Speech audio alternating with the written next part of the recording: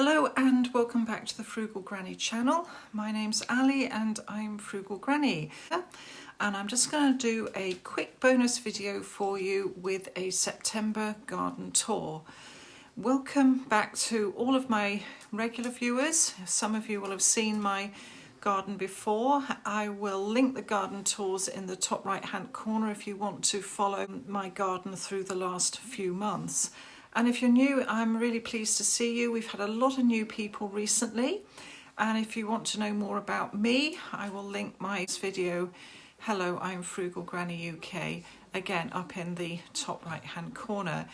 It's a very, very wet and miserable day today in the UK. And so I'm afraid it's going to be a bit of a wet garden tour, but we're going to do it anyway. I'm not quite finished with putting the garden to bed for winter and getting ready for spring, but that's life. Life happens, but I've done quite well so far, and I'll show you how things stand. So that's the view from the back door at the moment.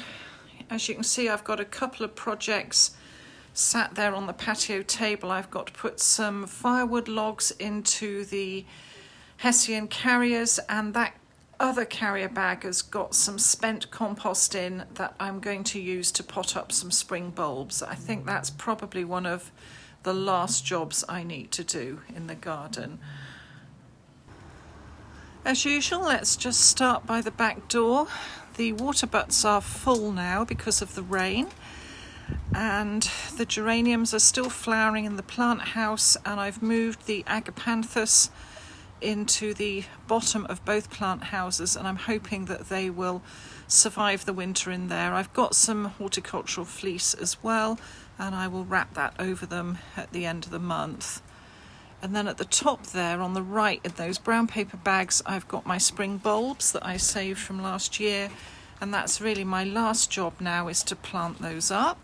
I've been washing out some pots and saucers. The saucers will go into storage for the winter, but those 3 pots are some of the pots that will get planted up with spring bulbs. And there's the rest of the spent compost there, just waiting. Okay, so let's just do a panorama of the garden. There we go. In the front right hand bed, I've now picked the apples off the James Grieve espalier. They're not terribly big. I'm probably going to spend some time peeling and bottling those if I can get round to it. I really must get round to it though. I've pruned the espalier, so this year's growth has been cut back to 2 buds.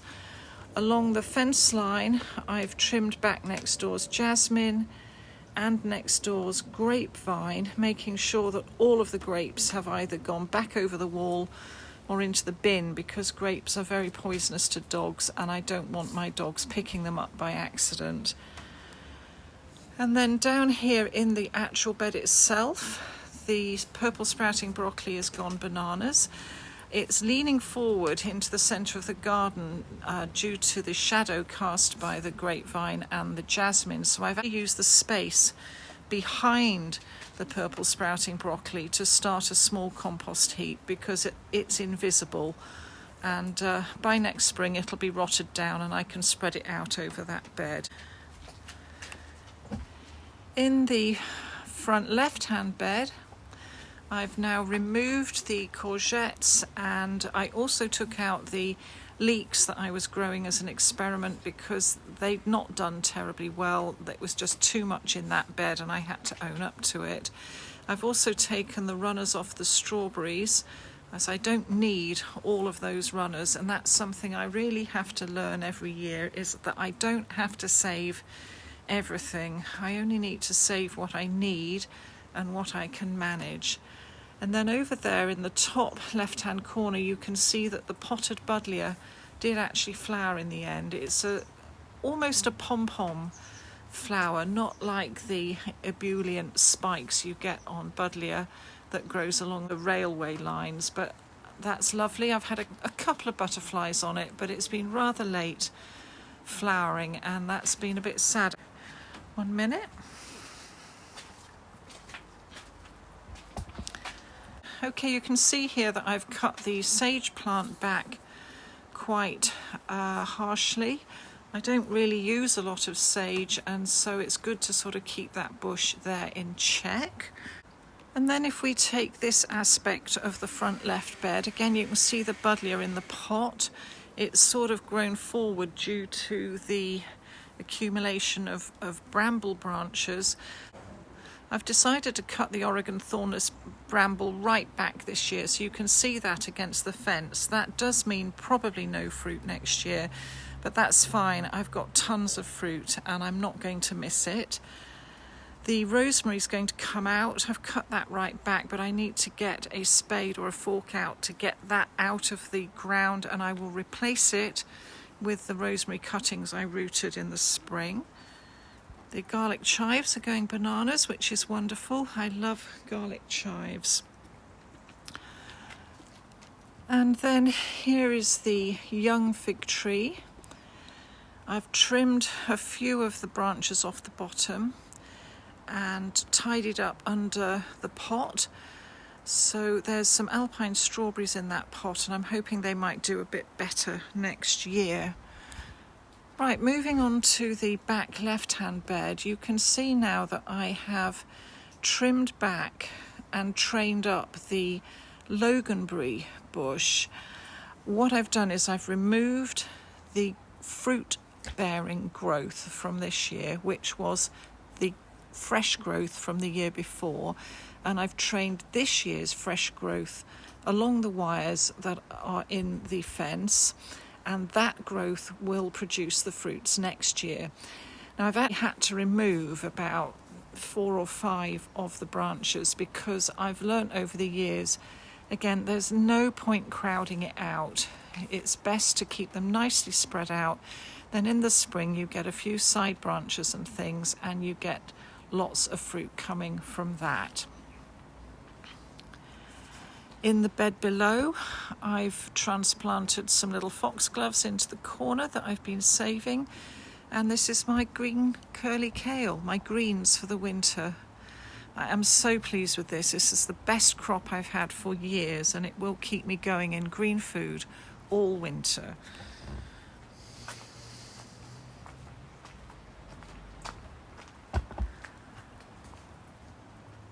There you are. You can get a bit of a better idea of how to lay out a lingonberry bush or even a blackberry bush against a fence. It's like a fan shape. You sort of bring the stems up the middle and then train them out towards the side. And there's another transplanted foxglove there, a row of alpine strawberries.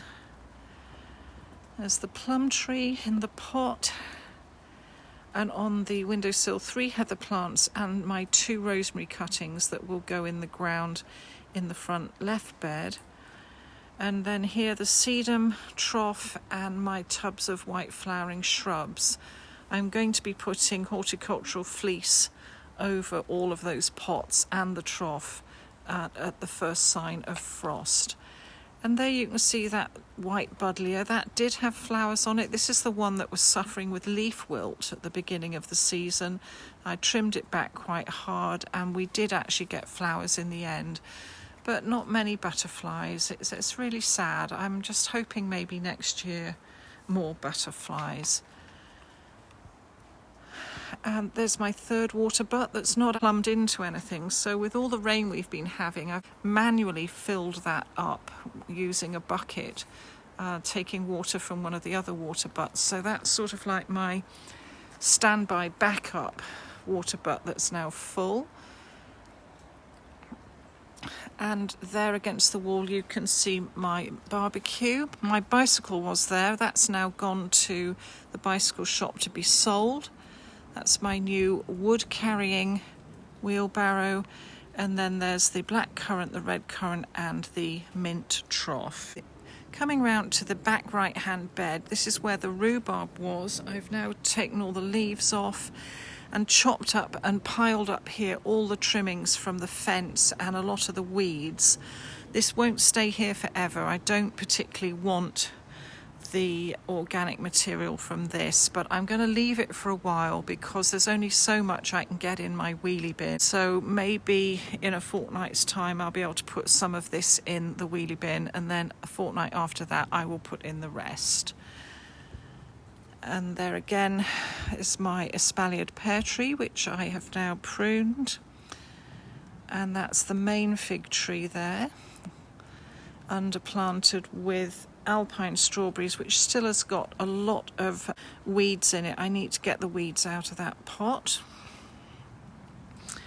And under the pot there is a white flowering fuchsia, which will go with the other white flowering plants by the wash house when I put the horticultural fleece out for the winter. And there are my chives, which again will probably be dying off soon as the weather gets colder. The other thing I need to do is mend my parasols. They took a bit of a beating in the last storm. I have parasols out there because the back wall of my house isn't straight and I can't get a porch put up, and I can't afford to have a porch put up. So I use these 2 parasols, and they're great. They just give a little bit of protection from the weather.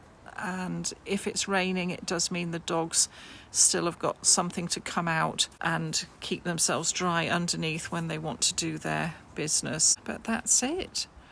That's the garden at the moment. 1 minute. Actually, I don't mind the wheelie bins being in shot. That's fine. That's the front right-hand bed. It's my kitchen window. There we go.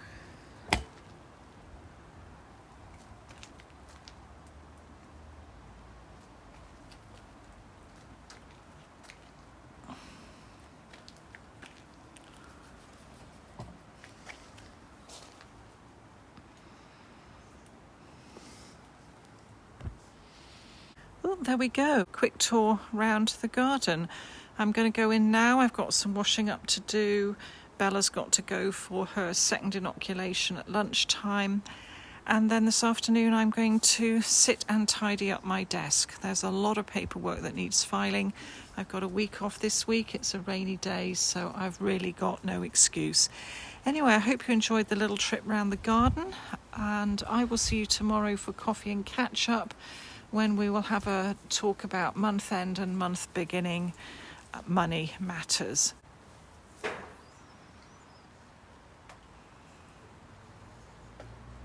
Oh, Kitty, are you keeping an eye out on the garden? You don't like the rain, do you? You absolutely hate the rain. And I know everybody's going to point out my rotten back step. I know, it's just one of those things. We'll get that sorted out next summer. There we are. Let's see if we can find Bella. Bella, you're the sensible one. You're inside, keeping out of the rain and keeping nice and warm. Okay. Thank you very much for watching, everyone, and I'll see you on Thursday. Bye-bye for now.